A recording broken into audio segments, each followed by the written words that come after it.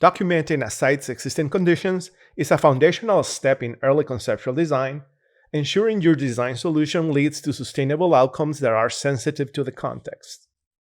With Autodesk Forma, gathering contextual site data during early planning stages and integrated into Revit is not only insightful but super easy.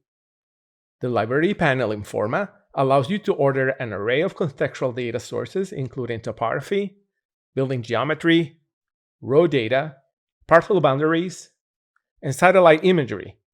This data is sourced from a global network of providers, enabling you to access accurate and locally relevant information regardless of your project's location. Curious about data availability for your specific project location? The new Forma Data Coverage Map serves as your guide. It's an easy way to check the ever-growing range of regional data sources and ensure you have all the pieces to complete your site analysis.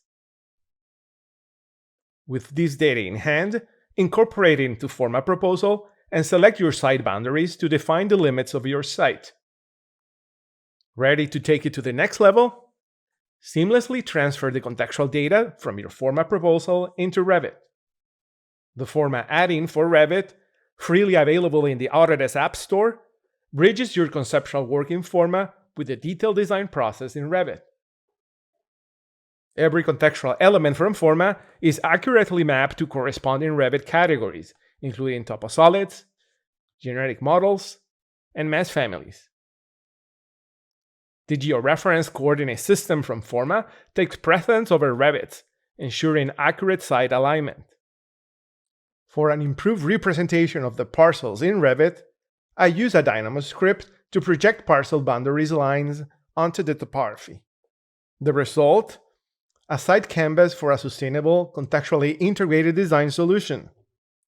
A design that doesn't just sit on the land, but speak with it. Explore, design, and integrate with Autodesk Forma and Revit, and embark on a journey toward architectural excellence.